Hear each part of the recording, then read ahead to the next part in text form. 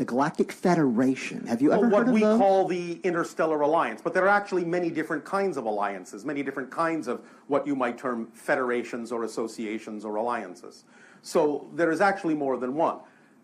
We belong to an alliance that has obviously got members, such as ourselves, interacting with you. There are other alliances that have other members interacting with your world to some degree as well. Well, I'm thinking that I'm getting the impression that we have in your group peoples who are trying to raise the consciousness of our humanity here on the planet. Now, are we looking at the same from just about all the others, or are we... There are different agendas for different beings, although a large number of the beings that you are aware of have your interests at heart in terms of helping you become more of yourselves, yes. Oh, I'm very glad to hear that, but I'm kind of worried about the ones that may be out there that don't. But you see, that's the dichotomy. Because if you spend time focused on the idea of the negative intentions, you actually lock yourself into the frequency where you make it more probable that that's what you will experience. This is why we share with you the ideas. It doesn't really matter what anyone else's intention is. The meaning and the vibration you give to life will determine what you manifest and what you align yourself with, and thus what you experience. So the idea is it's all well and good to be aware that there might be negatively intentioned individuals, but if you start being afraid of it, you actually lock yourself into the same vibration in which they operate, and that makes it more likely you will experience them instead of someone who has your best interests. Well, thank you. Can you tell us a little bit more about the, how many members are in the Galactic Alliance? Ours? Yeah. How many members as in how many civilizations? Yes. 452 at present. 452? And we're going to be the next inclusion into that? No. One of the next ones coming up? One of the next ones, yes. Okay. There will be many more between now and the time you become an actual member. Ah, I see. And are most of those societies like ours or like yours? Are they like, can you describe them? We have described some of them from time to time. What would you like us to describe about them? I don't know. Their physical forms, their likes and dislikes. All right. Or maybe, actually, here's one question. What brings them all together? What is the common goal? A perspective that all things are one, and a valuation of the differences that reflect to them all the ways that all that is can be. And an understanding of the synchronicity that results from that, and the expansion of awareness that results from interacting with all those other aspects. I like that. So do we. Good. Okay. Now, we are not saying that there are not different levels of understanding and different levels of expression even within the Alliance. There are members that, because they themselves have a relatively unified society, are simply curious to join the Alliance to see what effect it may have on them to do so. And they may have no other motivation than that. But at least in their own context, they are among themselves unified. So it's really a group of people that have self-respect, self-love, and self-understanding that they are the one and the one is them. Yes, and the appreciation of the difference that they are from all the other differences. Okay. And the difference that everyone else is from them. Wow. Now, there are beings, of course, that are somewhat similar to humans, but that's only about 15% of all the beings we have ever encountered. Wow. Most of the ones that are similar to humans in the sense that they have the two arms, the two legs, the head with the two eyes, are actually, for the most part, actually genetically related to you. Or, I'll be more precise, you are genetically related to them. Thereafter that 15%, most of the ones are not in any way, shape, or form what you would recognize as human. Are they still corporeal? Most of them. There are a few in the Alliance who have the ability not to be. As your society is getting into, right? Yes. I see. But most of them have at least what you would recognize as the ability to project a corporeal aspect of some sort that most members can relate to. But for some, that's just a projection of convenience.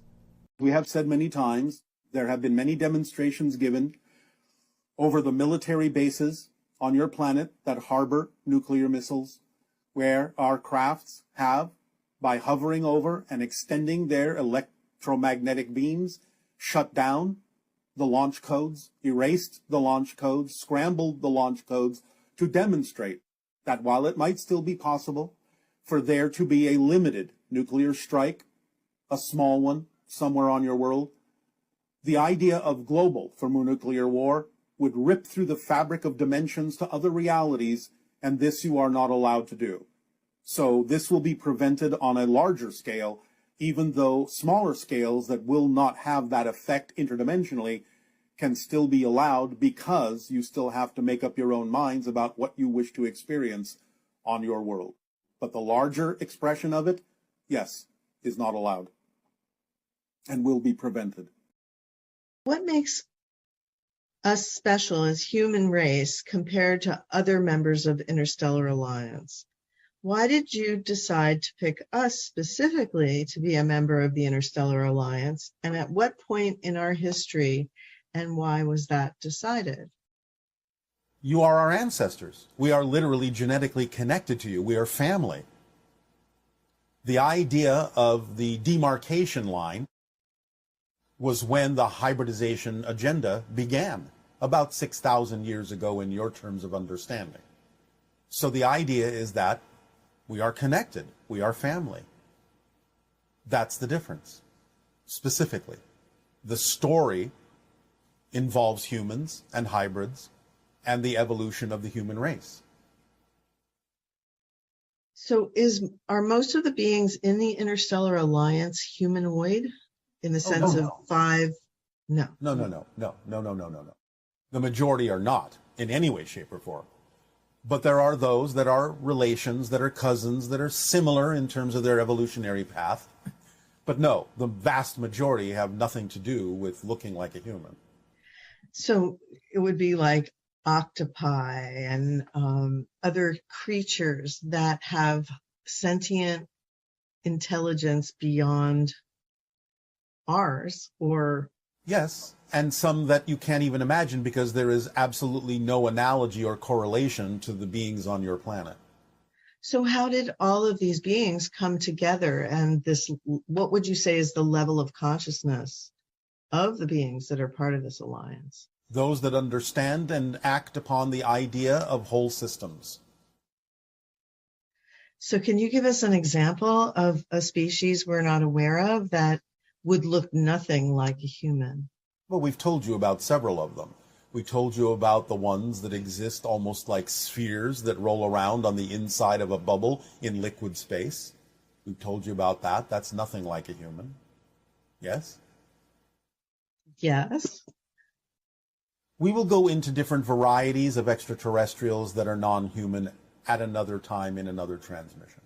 It almost seems like there's some sort of an organizing body that would then create the ability for all these different types of beings to be able to connect in. As we have told you in the formula, the natural result of following it and understanding whole systems is the organizing principle of synchronicity. Therefore, synchronicity is the organizing mechanism that brings all of these beings together. Absolutely fascinating. So our little corner of the reality where we have humanoid types that we're interacting with, essentially, as our first contact experiences. Yes. We'll make it a smoother transition for many of you because it's something relatively familiar. And is that by a grand plan, or is that something that the Alliance orchestrates for that very specific reason? It is synchronicity and also amplified and magnified by the Alliance. So something happens when all these consciousnesses join together and form this alliance? Oh, yes. We'll go into that at another time as well. That's pretty exciting. Okay, so as you move more deeply into the idea of membership in the Alliance, there will be many things to explain and describe to you that will go beyond what you typically think of as interactions with extraterrestrial beings. We will give you a fuller picture of what it means to be a member of the Alliance. This will happen sometime in the window of open contact, which begins next year of your time in 2023. Also, you use the expression, the association of worlds. Is this association of worlds identical to what you now call the Interstellar Alliance? Yes. There have been many interpretations for the images and energies and information that we send through the channel, different ways of interpreting it according to the vocabulary that may have existed within the channel at the time. As things get refined, as there is more familiarity between the channel and our energy, then there can be a different selection of words that might be more representative of the true spirit of this confederation, as you might refer to it.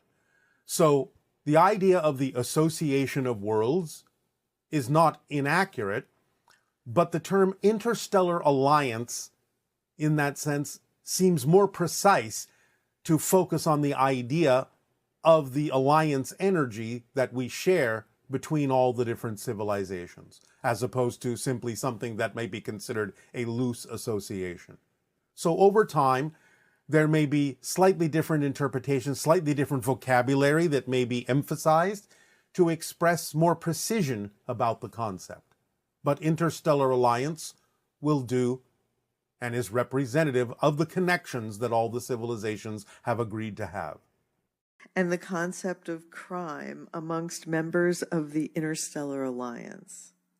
Not amongst members of the Interstellar Alliance, no.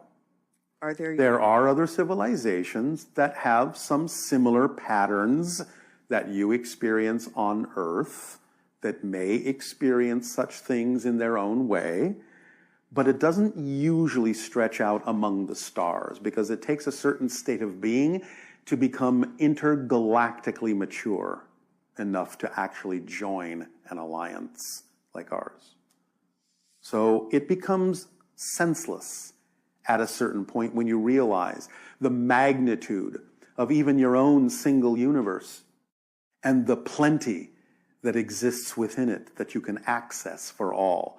So remember that the idea of those struggles and battles and wars and crimes usually stem from a sense of lack. But when you come out into the universe, the abundance that's available to you is clear. And therefore, you never receive, once you're out here, any kind of a sense of lack. Only a sense of connection. Only a sense of abundance. It's so interesting. So many of our movies, are focused on this idea of conflict in space. Yes. And that's just because we're still in that predatory stage. Now, such things can exist within a solar system, because that's still your backyard. That's still your territory. And there have, in the ancient Orion days of suppression and oppression among certain kinds of star systems, allowed it to stretch to a few different neighboring stars. But it doesn't really, again, go much further than that. That's actually relatively rare, and the Orion systems issue is relatively unique. When you make agreements with other civilizations in the Alliance to perform services for each other, yes. What are some of the most unique services that you've had to perform for each other? One of the most unique services that we have performed for other civilizations is creating an energy field in our civilization that allows them to create a temporary body in our civilization to experience our civilization temporarily. Thus, then, when they are done with that experience, they simply pop out, retract their consciousness, and the body dissipates back into energy. Thus, then, they do not have to have what you call a full incarnation. They can have a true physical temporary surrogate experience in one of our forms to experience the sensations of our reality without that full incarnational cycle. Also, when you help bring other civilizations into the Alliance besides us, what are some of the contact methods that you use with them? Because I imagine that their situation is probably very different than ours. Oh, yes, of course. There are many different contact methods per se. One had to do with the idea of allowing them to appreciate that we understood their musical language. And in that sense, by replicating their musical language, they were willing to communicate. Do you understand? Yes. That was their sole criteria for allowing connection to other civilizations. That you had to comprehend and, in a sense, repeat back or reflect back very specific tonalities in their musical language for them to understand that a true connection existed. Without that tonal reflection, they have a belief system that says that connection is not appropriate at that timing. Kind of like with us, we have to see you first before we believe that you're there. Well, not exactly in that expression. More the idea that we have to understand and experience that there is a piece of us in you before we will know that you know we are all connected. So if you are operating on that level, you will be able to show us that you're operating on that level by reflecting back to us the piece of us that exists within you. And when we see that reflection, we will know that you know we are all connected, and we will feel, in a sense, appropriate in strengthening the connection from that point forward. But without that reflection, they do not allow themselves to form a solid connection to that civilization. Okay, and for those civilizations that you've already brought over, Yes. what was their initial reaction to the first physical contact with you? Well, certainly they don't have all the same reaction. You understand? Right. It depends not only on a civilization by civilization basis, it often sometimes depends on the individuals that are first contacted and how they relate to their civilization. But generally speaking, open contact does not really occur until there is at least some measure of coherency and cohesiveness in that civilization. Thus then, even though there are a variety of ways that individual civilizations may respond to first contact, we only make that contact when we now know that the response will generally be positive and beneficial for the entire civilization.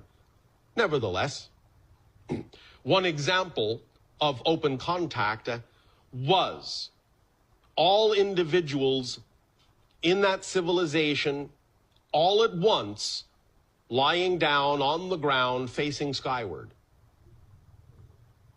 This was their way of acting as intermediaries between their planet and the sky. It was their symbol for connecting what you would call heaven and earth.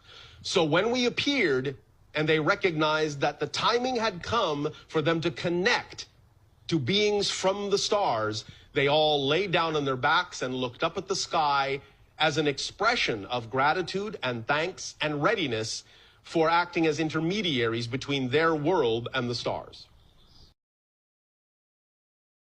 If I'm sitting in this house and Yes. I feel that somebody is going to rob me, Yes. and I have a feeling that they're outside, Yes. how does that reality, I mean, I understand your Yes. concept I of know. creating I know where you're reality. going. I know where you're going. And Yes. how do I deal with that? Thank you. Well, there are any number of ways. First of all, yes, you can acknowledge that you may still be creating an Earth reality where for a while you will still agree to experience that some people on your planet behave within their integrity and some people behave without integrity. So you may still experience on your planet for a while that there are people who act in a negative way. All right? Yes. All right. Now, just the fact that you recognize that doesn't mean in and of itself that anything has to affect you in a negative way.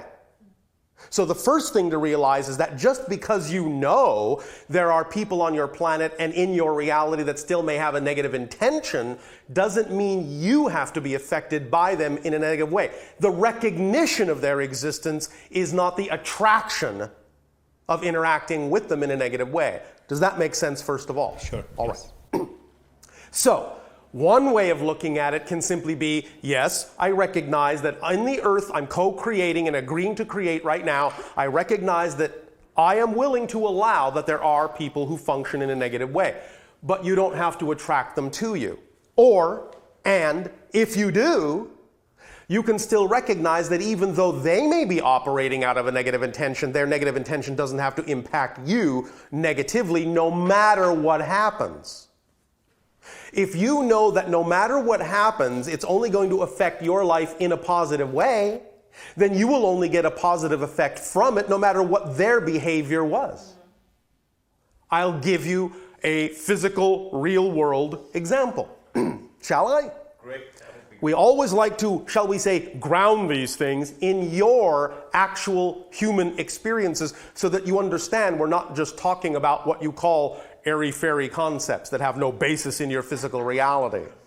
So, this happened to a real individual on your planet. They were, in having just gotten a brand new automobile, looking to get a very expensive audio system for their car because they loved music and loved to hear it on a very good system. Now, they could not afford the system they actually wanted, the system that they were really passionate about. So they did the next thing they could. They got the system that they could afford that was as close as possible to what they could listen to that music on. It was the best thing they could do. You follow me? Yes. Now, within a week, the car was broken into and that radio was stolen. All right. Now, this person knew enough to know, all right, I understand that I attracted that into my life, number one. But I also understand that I must have attracted that into my life for a positive reason, even though the person who did this, the person who stole it, may have been operating from outside their integrity, from a negative energy. That does not in any way, shape, or form have to affect me in a negative way.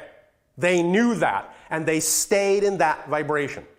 Now, what they did then is they got what you call on your planet the insurance claim, because not only had the radio been stolen, but some damage had been done to the console around the radio in extracting it from the dashboard. So they got an amount of money that was equal to replacing the radio they had and also fixing the damaged dashboard. So they went to the auto repair shop. Once they got to the auto repair shop, the auto repair person said, you know, the damage to the dashboard is actually not as bad as you think. It's not as bad as you think it looks. And they simply took a heat gun and were able to heat up the section, and it allowed the plastic to snap right back into shape. So they didn't have to charge him for really repairing the dashboard. So since they did that easily and for free, the person is now standing there with the insurance money that is now equal in amount to the new radio they actually wanted to begin with. So they went out and got it. You see? Yeah. So even though they were the quote-unquote victim of a crime, they did not go into victim energy and thus were able to actually use someone else's negative intention to springboard them into what was actually their positive desire to begin with, to have the highest quality radio system. And that thief actually helped him get it without even knowing it. Does that help illustrate the point? Yes, absolutely. Absolutely. Thank you. State of being. Here's the bottom line. Here's the bottom line. And I understand. Some of you may feel that you need to practice this, but that's all right. That's what this is all about. Just remember, circumstances don't matter. Only your state of being does. That's the only thing that's real. Circumstances are an illusion. Circumstances don't create your state of being. Only your state of being is real. It is state of being that creates your circumstances. So no matter how the circumstances appear, that's just an illusion. It's the state of being you choose to stay in that determines how you will experience the illusionary circumstances. Make sense? Yes. State of being matters, not the circumstances. Proceed. I'm thrilled to be here with you today, Bashar. We are thrilled that you are there. I will take that last question and make it into a question of my own. Oh, all right, please do. I am going through a personal determination of Yes. what my personal responsibility is In what circumstance? towards life. Towards life. And What your personal responsibility is in life. yes. Oh, all right. And I do acknowledge that my state of being Yes. and a continuous joyous state of being Yes. is my optimum Oh, state all right. of being. All right. Thank you for acknowledging that. Is there a but coming up? Yes. Oh, all right. I do, however, find that there is at times a discrepancy between a lack of responsibility and denial towards what is, and Yes. and whether I need to at times detach from certain things. Well, yes and no. There is a way to detach with ownership of what is important to own. In fact, paradoxically, by owning, you actually detach more efficiently. Would you like me to explain that? Please do. All right. I'll sum it up in one sentence. You cannot change what you do not own. Do you understand that concept? Very well. All right. If you are willing to take responsibility for your part in any creation, and that doesn't mean blame, you understand? You understand? Correct. Yes. Responsibility. Your ability to respond from your truth to the situation, to define your accurate and true relationship to that situation. If you're willing to take responsibility for your part in the co-creation, then the second you own what is, you are automatically detached from its effect. And you can determine what effect it will have. It's the ability to allow for neutrality and not automatically and unconsciously assign meaning to the circumstance, because it is the meaning you assign that determines the effect that you get. All situations are fundamentally without meaning. The greatest gift you have been given is that life is meaningless. And I mean that in the most positive way. Life is meaningless. There is no built-in meaning to it at all. It is completely neutral, devoid of meaning. It's just a set of props. When something happens, there is no meaning to that thing. You have been taught to give it meaning. The instant you put meaning into something, that determines how you feel about it. That determines its effect. So when you prefer to have a positive effect from something, you must be responsible in life to take a moment, step back and say, all right, wait a minute, pause. This does not mean anything at the moment. It has no meaning of its own. I'm giving it all the meaning that I'm feeling. Would I prefer to give it a different meaning? Yes, I would. Well, what meaning would I prefer to give it? Well, I prefer to give it this meaning. Even if it's general, you can give it a positive general meaning. You may not intellectually understand all the details of exactly how it might serve you in a positive way, as based on the illustration I already gave about the radio, but as long as you stay in the proper state that gives it positive meaning in general, then you will allow it to work its magic and give you a positive effect, even if you're not intellectually aware of how that might be possible. Because you don't have to be aware of how that might be possible. You know why you don't have to be aware of how it might be possible? Because I create it. Yes, but also because your physical mind, and I'm telling you this again in a positive way, physical mind, I don't just mean you personally, I mean all of you. Physical mind is not designed to understand how something will happen. Physical mind is only designed to know how something happened. Past tense. You are not designed to understand how it's going to give you a positive effect. All you have to do is know that it will. It is the higher mind that knows how it will do that. The physical mind's responsibility is just to experience what has already happened, not to decide how that's possible. Only the higher mind is capable of knowing how it's possible. That's why you have to work in concert with the higher mind and let the higher mind do its job and stop making the physical mind think that it has to do the higher mind's job by figuring out how everything is supposed to get done. Physical mind is not designed to know those things. Never was, never will be. Is this making some sense? Real good sense. Thank you. Is this helping? Very much so. Is there some other more detailed avenue down which you wish to walk with this concept, or do you find that you can sit with this at the moment? It's up to you. I just want to relate this back to the initial, what was the terminology, that the oversoul's intention, or... Yes. Well, again, the oversoul's intention is just the general theme that you may be exploring. How you choose to explore that theme is completely up to your physical free will, but you have to work in tandem with the higher mind, which is not the oversoul. Okay, and that was my question. Yes, that's not the oversoul. How does the higher mind relate to the oversoul? Higher mind is what carries the reminder of the oversoul's vibration for the physical mind. And how does one best get in tune with their higher mind? Ah, very good question. One word. Don't think. One word. Close, but more specific. Imagination.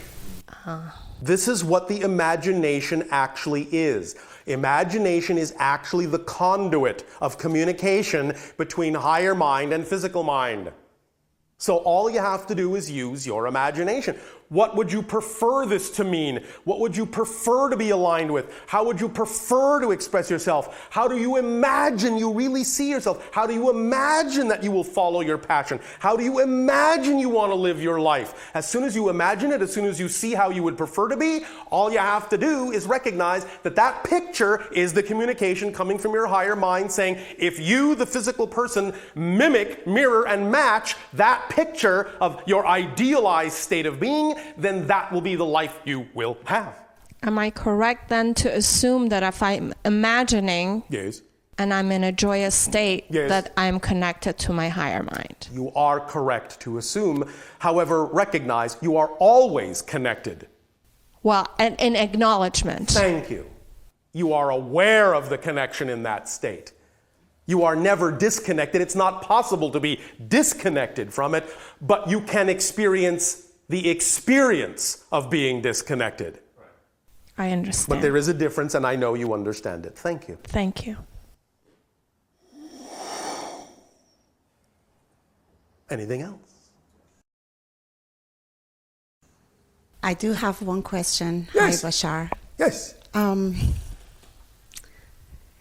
Okay, if everything that is being experienced on this earth as extensions of one oversoul for this earth, or for all the beings on this earth. That's not to say there are not also smaller oversouls within that.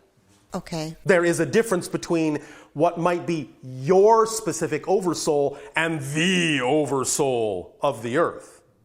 That's a different level. Okay. Go on. Now, could these oversouls, I mean, they are not always in concord with each other, so... The oversouls are not always obviously the individualized extensions that you call physical people. They don't have to always seem to be in agreement, but on some level there is an agreement. That's why agreement can be found on the physical level by connecting through the higher mind to what the agreement is on the higher level. Then the physical minds can be in accord.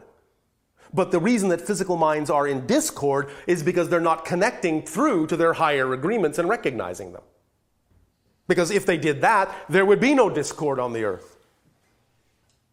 Okay. Now, okay, going back to just a very simple question. What is happening right now on Earth? These wars. These are what we want to experience? They are the result of what you choose to believe. It's not that you want to experience them. But if you feel that you choose to believe certain things, then those beliefs will result in those consequences. And so you could say, well, as long as you want to believe this, then yes, you obviously in some sense want that consequence. Otherwise, if you really, really, really didn't want that consequence, you wouldn't choose to believe in the things that deliver those consequences. So I understand you can sort of interchangeably use the word want that way, but I know that empirically you don't want that. But that will be the consequence of choosing to believe certain things, because everything that happens in your physical reality is based on what you believe to be true.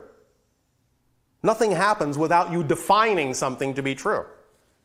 So as long as there is this effect called warfare, you can always trace it back to the idea that people believe that they have to believe certain things, that they want to believe certain things. But if they recognize that believing those things results in war, that should be the first sign that tells you that what you actually want to do is believe in something else. But as long as you continue to believe in those things, you will have that result. Does that make sense? Yes, no, maybe? Not quite? I'm sorry, no. All right.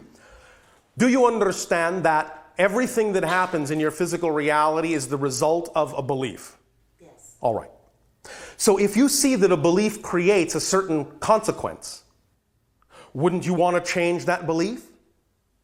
Yes. In order to get a different consequence? Yes. So our question is, if you see that certain beliefs cause war, why aren't you changing those beliefs? That's the issue. So the issue is, if you're not changing the beliefs that create the consequence, there must be something about those beliefs where you have other beliefs that say you have to keep believing those things. But if you find out what the beliefs are that say you have to keep believing the things that cause the war and change those beliefs, then you will change these beliefs and you will not have war. So anytime you find that there is a consequence that leads back to a belief and you're not changing that belief, that tells you there's another belief that says that that belief shouldn't change. You have to find out what that belief is and change it.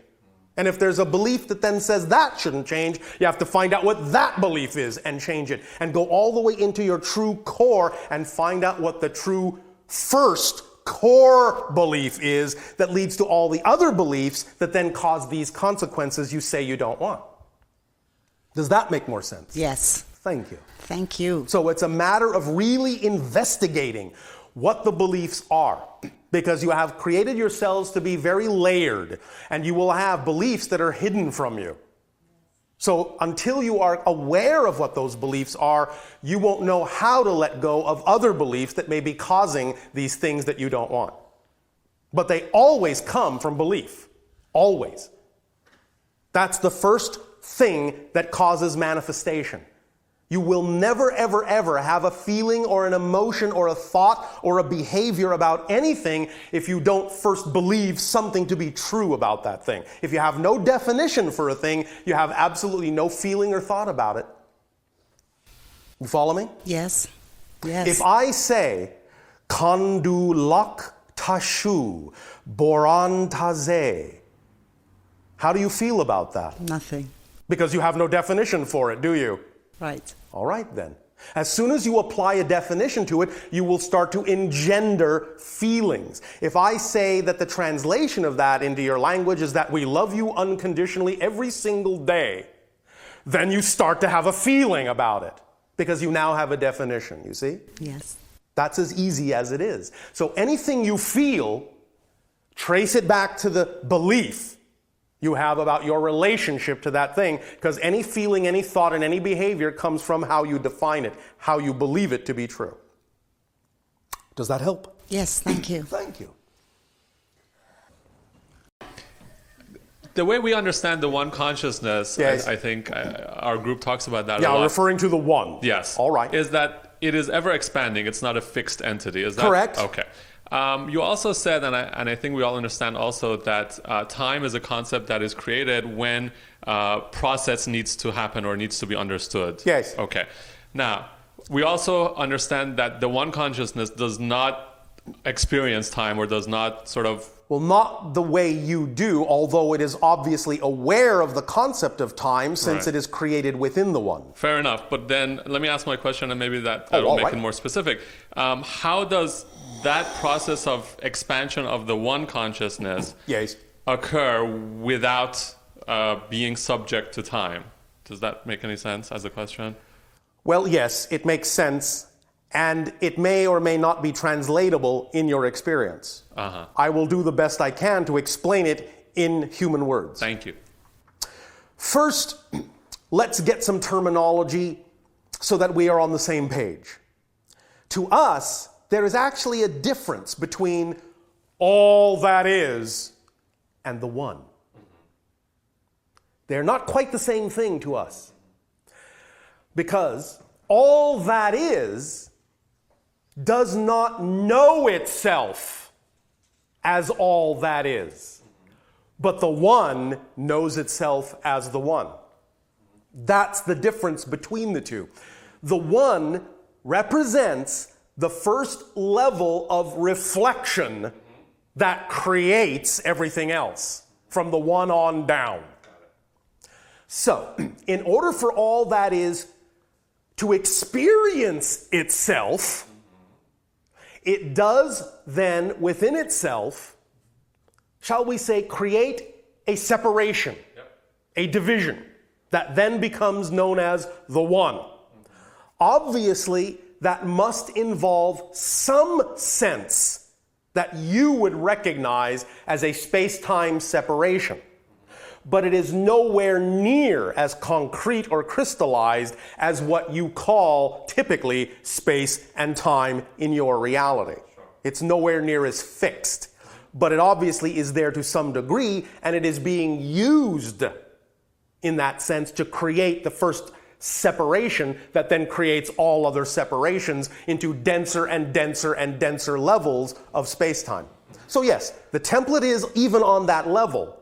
But it is on that level in its purest, simplest form, only creating a single division that still is experienced by the one as a now eternal moment, but is experienced by the one as the one, whereas all that is has no such experience at all.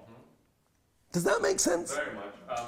Just to follow up a little bit on that. So more follow-up, yeah.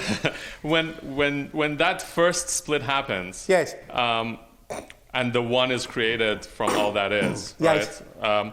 Is there another entity that's created? Because when you say split, we always think of something splitting into two or more. Well, all that is still all that is. Of course. Now, in the one, in that moment of the creation of the one recognizes itself as also the totality of polarity.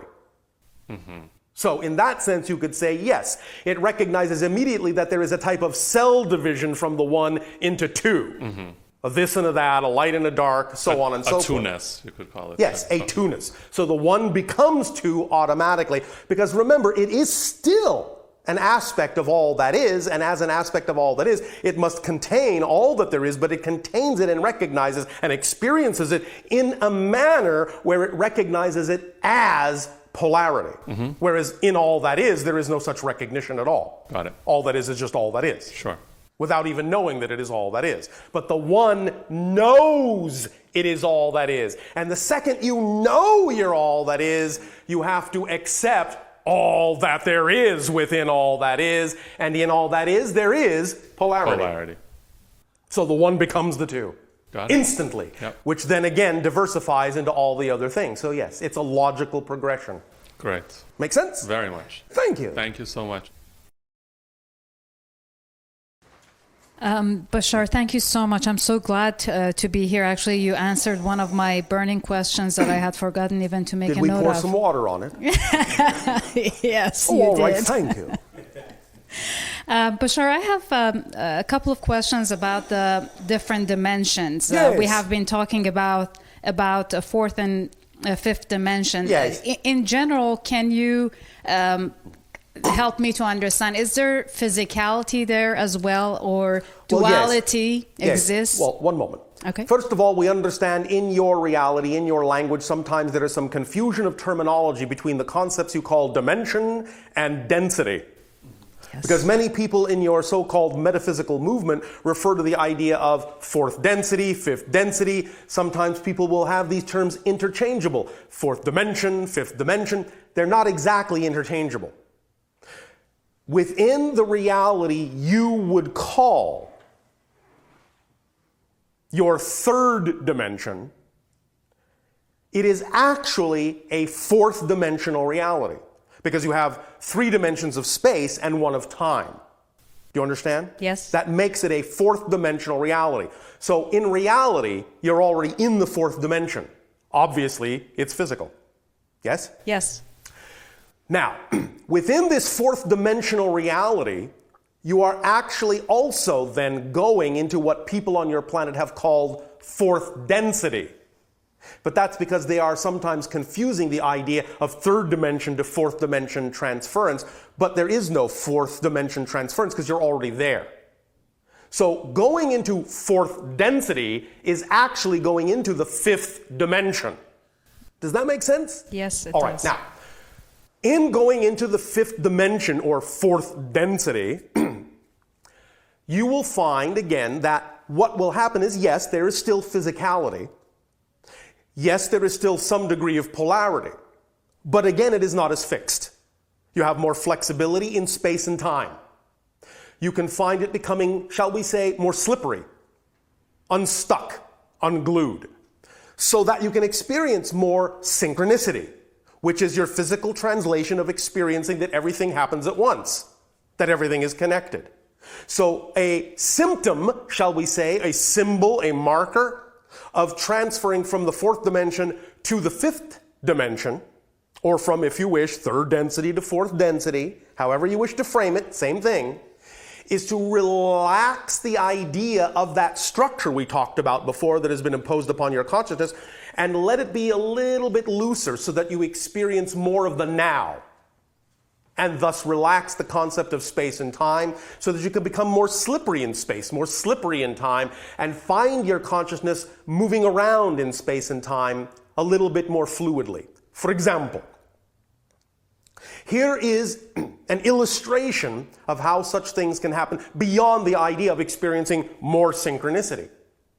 Have you ever found yourself getting somewhere physically when you knew it was impossible for you to get there in the amount of time you had, but you got there on time anyway? Yes. That kind of thing is where your consciousness is now starting to manipulate time so that you're jumping over what you need and simply arriving when you need to be there, regardless of how much time you thought you might have needed in the old perspective. Does that make sense? Yes. So it's those kinds of things that tell you that you are uplifting your frequency, uplifting your vibration, expanding your consciousness, becoming more aware of the fact that you live in the now. Because in the now, by definition, all things exist. So the more you live in the here and now, the less you need the concept of space and time because there are fewer details to focus on. When people focus on too many details, and they think they have to make their life work by going through this step and this step and this step and this step and this step and this step. Well, you're creating steps that then require more space and more time in which to exist. But if you understand yourself more holistically and just go from here to there and skip all the intervening steps, then you need less time, will experience less time and less space. You'll live more in the now where everything is, and you'll recognize everything is just already here and now. And you'll be able to access it more easily, and the symptoms of that access will be more synchronicity and more slippage in space and time. And also more sensitivity to perceiving with your senses other vibrations, other dimensions, other realities, other frequencies of energies. That's why more and more people now are also seeing more things from other realities, seeing colors, seeing light they never saw before, seeing what you call spacecraft moving in other dimensions, seeing spirits of people that have passed on into the spirit realm. More and more and more, this is coming into your society now because people are becoming heightened in their sensitivity to things that are representative of what's really here and now. Whereas in the old reality, you filtered 99% of that out. But now you're not doing so much filtering. Is this answering your question? It does. And Yes. I just wanted to ask another question in that regard. So the way that I understand you is that we can definitely experience, let's say, fifth dimension in this physical world or where we are. The fifth dimension in that sense is the last level of complete physical reality. Beyond that, it is more quasi-physical, non-physical, which is where we're going, our civilization. We're becoming less physicalized. We're now quasi-physical, quasi-energy beings. But you're just going into the very beginning of that level as a society. Does that make sense? It does. So we can experience that as we live here. Yes. And also the way that I see it is that we may choose, as we go through this growth path, we may choose to experience our next lifetimes in, for example, in fifth dimension. Is that a natural progression of... It can be. It depends. It depends on your choices. It can be representative of a natural progression, yes. But remember, on that higher level, time is not linear. So you can actually choose a life that from physical reality's point of view would actually be before the life you're having now as your next life.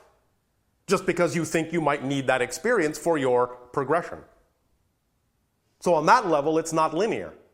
Because remember, from that level, you recognize all lives coexist simultaneously. And you're just keying into them in whatever order you think actually serves you best. So it depends on what you mean by progression. Because some souls will feel that they want to hop all over the place, and that creates the kind of progression they need. And some souls will do it very linearly. They will connect to their lives in what, from a space-time perspective, would appear to be one life after another, one dimension after another. But you don't have to do it that way. In fact, one of the things that lets you know you're really truly functioning on a higher level is that you really stop depending on linearity at all. And you start experiencing yourself in a multitude of ways simultaneously. On a high level, you will experience all your physical lives at once, at the same time, and actually be able to handle all that input all at once. It's similar to the analogy we use on your planet of what you call a film strip. You have a strip of film. There are many frames on that film strip. You know what I'm talking about? Yes. Well, each physical life may be one frame. But when you are the projectionist, you can take that film strip and you can stretch it out in front of you and you can see all the frames at the same time. That's a different point of view. You see? Yes. So from the higher levels, it's like that. And as the projectionist, you could say, well, now I'm going to look at frame 5. Oh, now I'm going to look at frame 1. Oh, now I'm going to look at frame 10. Oh, now I'm going to look at frame 3. Oh, now I'm going to look at frame 7. You don't have to do it in order because you see them all at once. So it's up to you. If it serves you to do it 1, 2, 3, 4, 5, 6, 7, do it that way. If it serves you to do it some other way, you will. Make sense? It does. Thank you. Thank you. Good day, Bashar. And to you, good day. In one of your sessions, you mentioned that in the history of mankind on Earth, some unexpected incident happened, and that between Earth and another galaxy. A galaxy? Or are you sure that was the word that was used? Maybe galactic or another What is it you are specifically referring to? What kind of an incident are you referring to? That our civilization is going downward. Downward? In another word, is declining? No. If your civilization had chosen to decline, it is probably very unlikely we would be speaking with you. Because we represent the idea of your civilization ascending.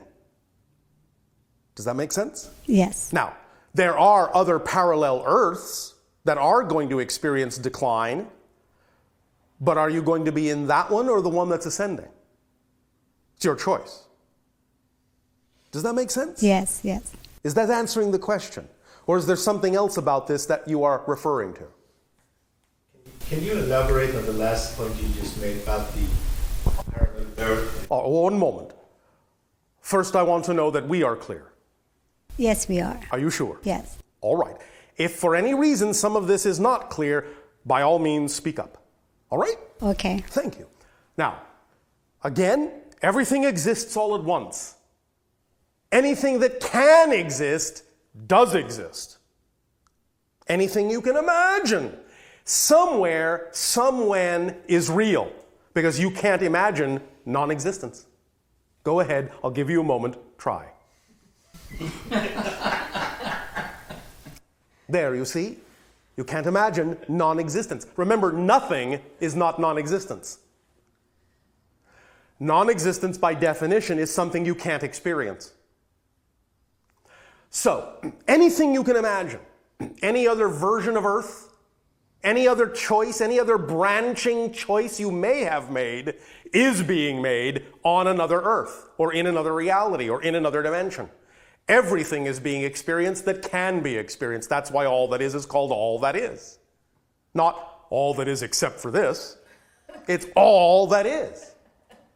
So, just as you are experiencing the Earth you are experiencing now, there are also an infinite number of parallel reality Earths experiencing themselves as well. On some of those other Earths, there may be other versions of you. On some of those other Earths, there may not be. But there are an infinite number of parallel Earths experiencing anything you can imagine. Some of those parallel Earths have destroyed themselves already. Others have not. Is this making sense? Yes. Is there some specific discussion you wish to have about this concept of parallel reality? I can try to interject here, and Barry, to tell me if I'm maybe helping with your question, because I kind of think I'm getting where you're trying to go. There is, Bashar, a version of the history of the Earth, yes, as we're experiencing the Earth right now, yes, that basically posits that at some point in the past of the Earth, yes, there were beings from elsewhere that came or that yes. decided to intervene. Are you intervene. referring to the Anunnaki? Yes. Oh, all right. Okay. Yes. So, and they interjected their genetic material into the hominid life form that existed on Earth and helped create the human form into which souls could incarnate. Yes. Okay. But Great. why do you think your world is in decline because of that? I don't. My question was going to be more yes. in the terms as follows. Yes. Is that intervention, in fact, something that has had, shall we say, negative effect on the Earth since that time on? In other words, it is an interaction that has had an effect that is positive or negative depending upon how it is used and viewed. Okay, let me ask that differently then. I understand what you're saying. Again, this is not necessarily an information that comes from you, but possibly from elsewhere, and that information posits, again, that there's a sort of colonization that has happened. Let's put it that way, that Earth and its resources are being colonized and used by, again, certain beings from elsewhere. I see. Unbeknownst to most of the inhabitants I of the Earth. understand. Okay. And on some Earth, that is true. Okay, but on this Earth... Is it this Earth? That's the question. Yes, it is. And it's my question to you. Mm-hmm. Is it the Earth you're on? Do you subscribe to that reality? Mm-hmm. Yes, no? Got it. I don't know yet. You don't know. All right. You're allowed to live on an Earth where you don't know. Thank you. So, when you make up your mind, that will be the Earth you live on. Great. Because that's how you change. Anything, any thought, now listen. Please, please, please, please, please take me quite literally. All right? Mm-hmm. Quite literally. Yes. This is not symbolic. This is literal. Every single thought you have changes your entire reality. What Earth are you on now? What Earth are you on now? What Earth are you on now? What Earth are you on now? You have actually just passed through a large number of parallel reality Earths in the last 5 seconds. Mm-hmm. Every thought you have means you're in a different reality. The only reason it seems like the same Earth is because a level of your consciousness agrees to experience it with each other that way. But not only are you experiencing a variety of Earths together? You're experiencing a variety of Earths separately that you have to agree you're experiencing together. Yes. So, whatever you decide is the truth of your world at any given moment will be what you experience. And remember, the past does not create the present. Yes. The past is the result of what you decide the present to be. Make sense? That makes perfect sense, and I've recently come to understand what you just said very much with my brain. Yes. Of course, living it to the point where I understand it with my whole being, and that I live my life according to that idea is a whole nother level. Would you like it not to be a whole other level? Sure. Then when you say that statement, don't put the words "of course" in front of it. Mm-hmm.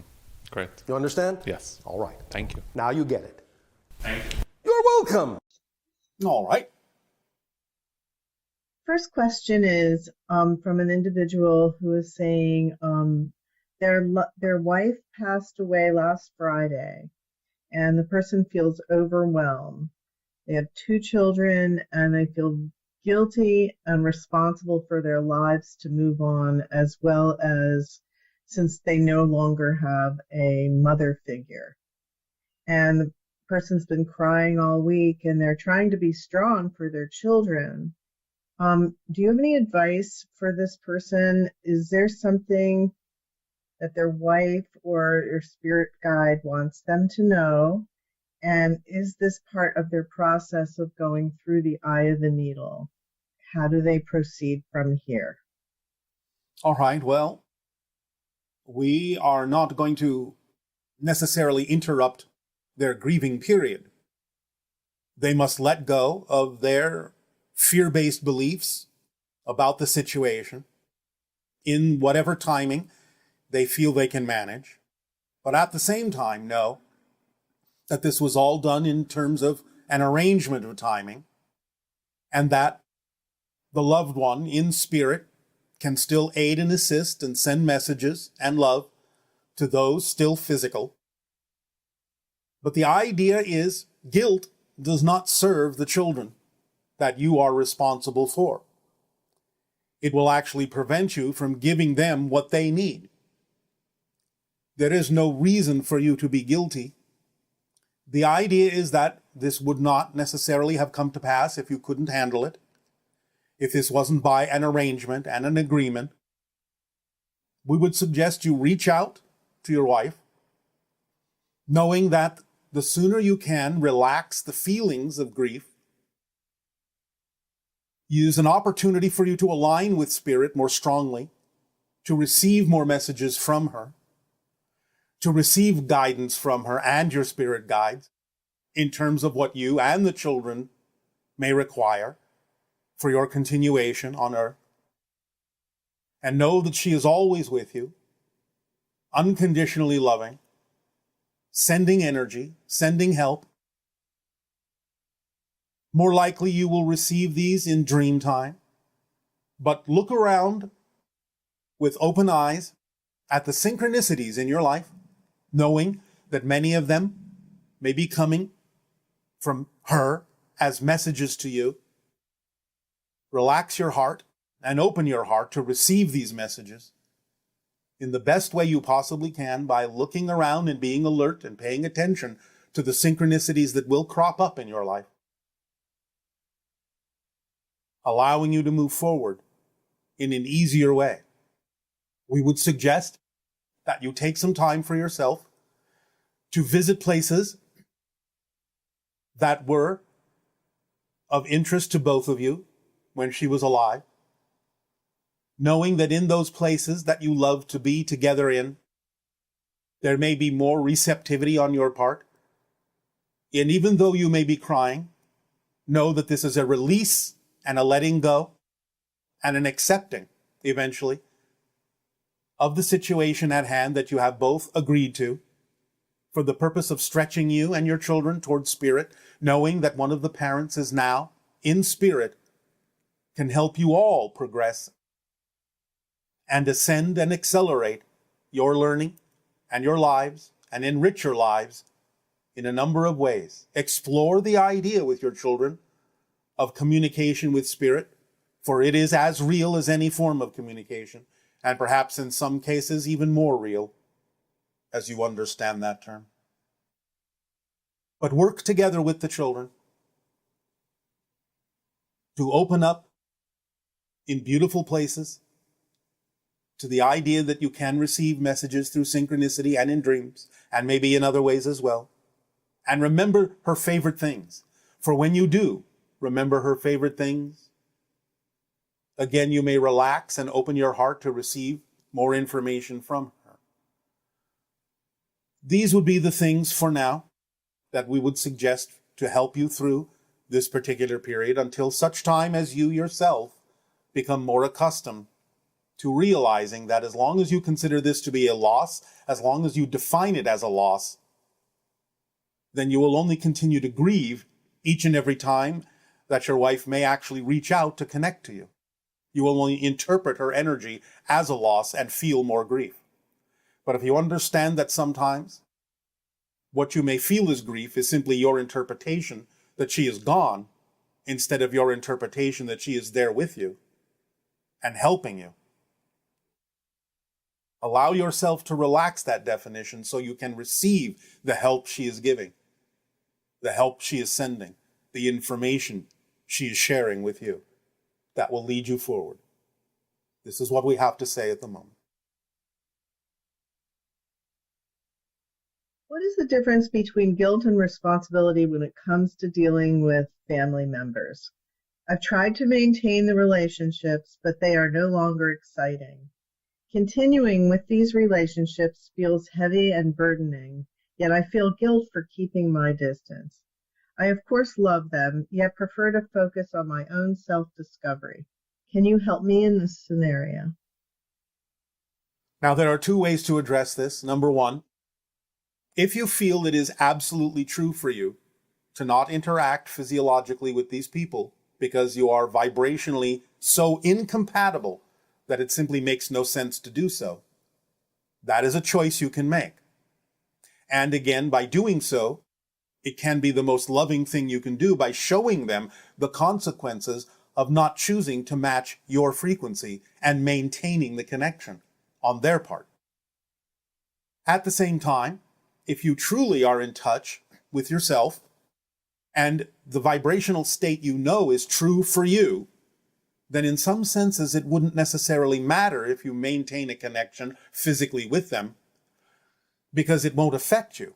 You will not feel guilty, you will just be yourself, and you will know that you're acting as a living example to demonstrate to them different choices they could make. Whether they choose to do so or not is not the point. The point is that you may give them a choice, you may give them an opportunity to choose something different by maintaining a physical connection and not being affected by anything that is vibrationally incompatible with what you prefer to be. But again, it is up to you to decide when you have reached a limit, when you have realized that they may simply not choose to change and may in fact actually push you away by resenting the idea of what you are showing them. And that might be your signal that physical connection may need to cease. So you need to simply prepare yourself to make a choice by first and foremost getting a stronger connection in yourself about what is true for you. Feeling guilty about this will only connect you more to the vibration you say is incompatible and that you don't prefer. So that makes no sense for you to feel the sense of guilt, because all you're doing is accepting the idea that they resent that you are changing. They resent that you are different, perhaps because it acts as an example to them of things they were not willing to face within themselves. You can act as a living example if you maintain your vibration of preference, but again, you don't have to, because even if you don't, it still serves as an indication to them of what choices they have made and the consequences of those choices relative to maintaining a physical relationship with you.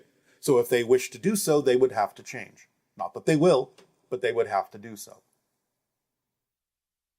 How does that apply in a situation where a person has had an abusive childhood and now their aging parents are requiring their support and their attention, and the person feels guilty because they're not willing to be physically present with their parents under the circumstances because of the past. Again, it's the same that we just said. If you maintain a strong sense of your vibration and at the same time realize that you can be of some assistance to someone, if it is truly true that they need that assistance, you must make that determination for yourself as opposed to things they can do for themselves or not. So if you have determined that you have made a familial connection by being born to these people, and that there is something you could truly help them with to aid and assist them in whatever they're going through, whatever process they're going through, and yet at the same time maintain the strength of your connection to who you truly are, then you will not be negatively affected by whatever behaviors they may choose to exhibit, knowing that you are being of great assistance to them if they truly need it, and that is the most important thing, is to demonstrate to them the unconditional love that you know can be expressed by you to truly aid and assist them if they truly require it, and at the same time not be negatively affected by whatever their reactions or responses or behaviors may be in that circumstance and situation. And it gives you an opportunity to practice letting go of the idea of the past, since again, if you realize many of the things we have been sharing with all of you, there in a sense is no such thing. You are recreating the idea of abuse in every moment in the present out of your own need to do so. So discontinue your need to hang on to the idea of the abuse because of your belief systems that you may require it for some reason, that it serves you in some way. And when you let that go, you will be able to stand in the face of great opposition, and you will be able to face those fires with coolness and calm them down within yourself, regardless of what the other people may choose to do. We've noticed that often when parents get elderly, they get early signs of dementia or behaviors that could be suggestive of dementia. And that part of that can be being abusive and impossible to deal with, in a sense, irrational in their behavior. Is that again this idea of stepping outside of the issues of abuse from the past and simply recognizing that the person is not themselves, in a sense? Yes. When they're elderly. Yes, and if they are experiencing the symptoms you have described, they are usually making their transition, whether quickly or slowly, into spirit, but they may be momentarily confused about what is real, because they are bordering two realities, the physical and the non-physical. And therefore, you can recognize and excuse their behavior as one of confusion. And again, if you stay strong within yourself and know what your truth is, it will not affect you any more than a stranger making an irrational statement would, because they have become strangers to you and you to them in many ways. Okay, thank you. Yes. Can you talk to us about the inherent guilt surrounding religion? This person says, I was brought up in a Jewish tradition, and it's been a long road in terms of shedding guilt. Guilt if you're happy, guilt if you're healthy, guilt if you're wealthy, guilt if the other shoe is going to drop. I would love for you to talk about untangling this kind of guilt. All right. Well, first and foremost, it's not inherent. It's taught. That's a major distinction to make. And therefore, it can be untaught. It's simply about recognizing whether or not the guilt serves you. As we have talked about the motivational mechanism, please do remember, you absolutely do nothing that you don't believe serves you in some way. So this is about really doing an honest, deep investigation of what it is you believe you're getting out of having the guilt. What does it allow you to experience or not experience that makes you feel safer in having it than in letting it go? This requires a very deep and honest investigation of self in order to admit that if you're holding on to guilt and keep repeating it, no matter how much you were taught it, if you're now able to discern the difference between guilt and freedom, guilt and love, then you have the ability to dive into your motivational mechanism and ask yourself why you would be motivated to continue to perpetuate something if it doesn't really serve you. Because the only way you would keep feeling it is if you believe it does. So it requires a lot of transparent self-investigation to ask the question, what am I getting out of continuing to hold on to guilt? There must be something about holding on to it that makes me feel safer than the alternative. And if you're willing to investigate and go down that path, you will eventually be able to pick it apart and figure out why you're holding on to the guilt, because you think there's some advantage to doing so. Otherwise, you would not feel it at all. How can we be at peace with the idea that we may have hurt, wronged, or made mistakes with others along the way on our learning journey? How can we release those feelings of guilt and regret about the impact we've had on other lives that may have been negative so that we can move forward in a more aligned way? Well, the idea is self-forgiveness and the recognition that if you know you made a mistake, so to speak, and are willing to correct it in your own energy and not make the same mistake again and not be abusive to other people in that way because you recognize it is out of alignment with who you prefer to be, then you have corrected the energy and there's no reason for guilt. Guilt perpetuates the idea of the misalignment. So why would you hold on to the idea of misalignment if you recognize that you were misaligned and don't prefer to be misaligned anymore in your behaviors and actions? Why hold on to any remnant of the misalignment, which you would experience as guilt if you truly wish to move forward? If you recognize you were misaligned and have a desire to realign yourself and correct the mistake in some way, shape, or form, then there is no vestige of guilt that would remain if you've actually done that.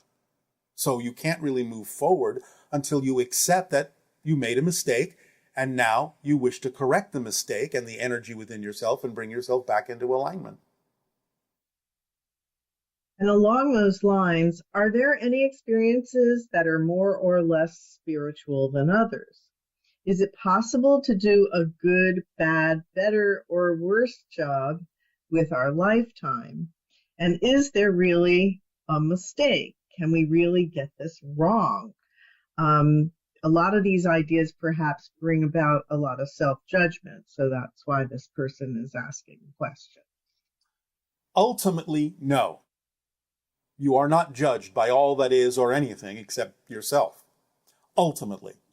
But there is still the ability to recognize what it is you prefer, what it is you don't, what it is that is vibrationally representative and compatible with who you prefer to be, and when you are in alignment or out of alignment with that. That is the only thing that could be considered a mistake, even though it's not meant in the traditional sense. In other words, a mistake is simply a recognition, an alignment energy that allows you to recognize that you may have been out of alignment with who you really, truly, at your core, are and prefer to be.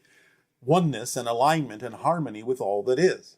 So a mistake, ultimately, no, is something that can be used as a learning experience, a teaching experience, to reflect back to you that you may not necessarily be operating in the state of being you prefer to. And in that sense, if you learn the lesson from that and recognize the truth of that and bring yourself back into alignment, then you have used the so-called mistake in a way that makes it not a mistake, because you've used it in a way that brings you back into harmony, into alignment. So ultimately, no. But in the moment, you can simply recognize and use your words, whatever words you wish to use to identify the misalignment, to bring yourself back into alignment. Okay, and